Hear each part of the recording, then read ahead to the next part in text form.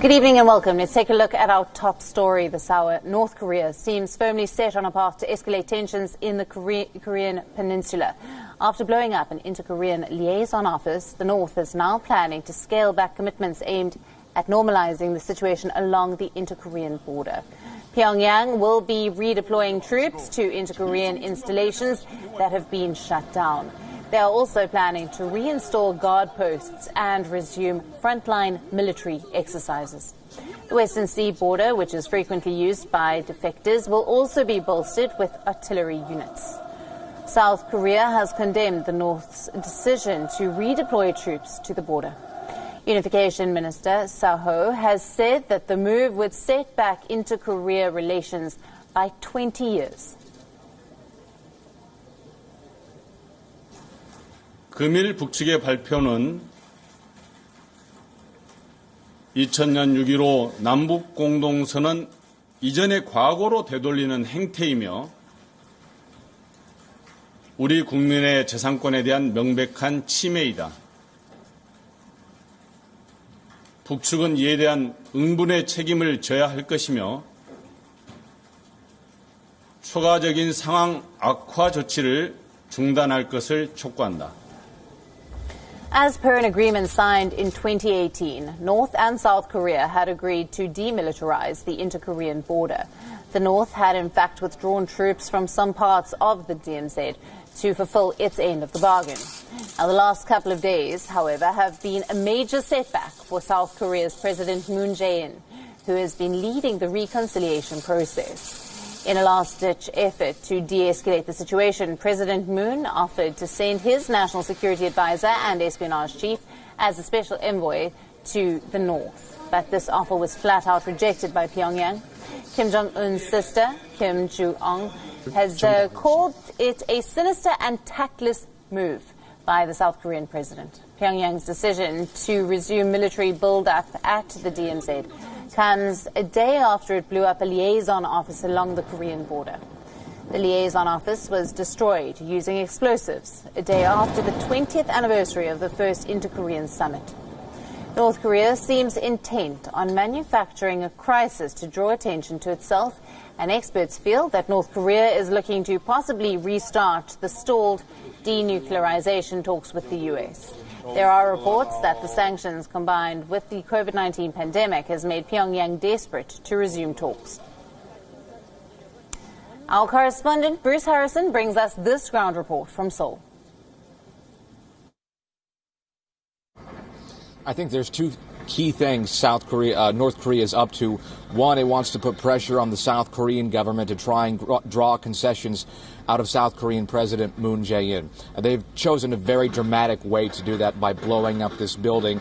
But North Korea has said it found this building useless. Talks haven't taken place there since January when they removed all personnel because of COVID-19. And before that, there wasn't any traction on projects that were supposed to be discussed at this office, cooperation projects on forestry, sports, things like that.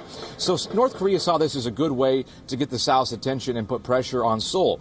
They know that President Moon Jae-in has an absolute majority in parliament right now, and they're hoping maybe he'll break with the U.S. He will force through some laws, some bills to get economic relief to North Korea. I think that's North Korea's long game right now. When it comes to the United States, they may also be trying to draw the U.S. back to the negotiating table with such a dramatic move like that by ratcheting up tensions. They haven't made any major military moves yet. The demolition of this building was not a military move. They are now threatening military action, including returning troops to the border. Maybe that will draw the U.S. back into a situation where talks are possible. I think those are the two things North Korea is striving for right now. I've heard some interesting theories about that. We've seen more and more of Kim Yo-jong since 2018 when she joined the North Korean delegation to the so-called Peace Games, the 2018 Winter Olympics in Pyeongchang. And in recent weeks and months, she has been more often heard in state media condemning the South, especially over the past few days, really belittling South Korea for these activist activity here, as well as their failure to hold up to commitments under the inter-Korean deals. It's unclear exactly to what rank she will rise within the North Korean government. I've heard some theories from analysts here that they're using Kim Yo-jong as a mouthpiece right now, because if none of this goes well for North Korea, it's not coming from the man himself, Kim Jong-un, and then they can back down more easily because it's not a decree from the leader himself. But like I said, it's unclear exactly what they're angling for by using Kim Yo-jong in such a powerful position to take these actions, while Kim sits back unclear doing what. Indeed, they do. First, I'll explain where Moon may be seeing things right now. He's obviously upset. His government is furious over the destruction of this building, and more so the threats of military action by North Korea. This is all a huge blow. Basically, what North Korea is doing is unraveling all the progress the two sides ostensibly made with the summits in 2018 between Kim and Moon, and then Moon and Trump, or Kim and Trump as well. You know, if they send troops back to these areas, it's going to be devastating for Moon. We're talking about Kaesong Industrial Complex, a joint factory operation, North Korean labor, South Korean capital, always been a site of peace, cooperation, and then the Mount Gumgang Resort on the east coast, where South Korea had hoped to see tourists returning, crossing the border, using that facility. That's all not going to happen now. And if they put troops back in the area, it's certainly not going to happen. It's going to really look bad for Moon. Like I said, undoing most of the progress he's made. He has taken action against some of these activist groups.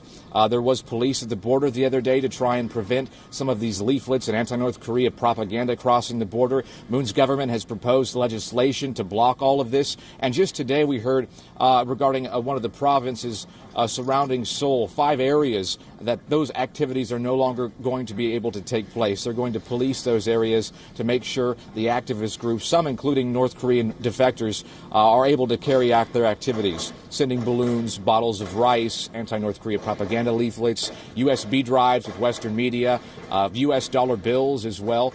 Moon wants to put a clampdown on that to see if they can appease North Korea. But North Korea is just storming right through anything Moon has to say right now with its threats and actions.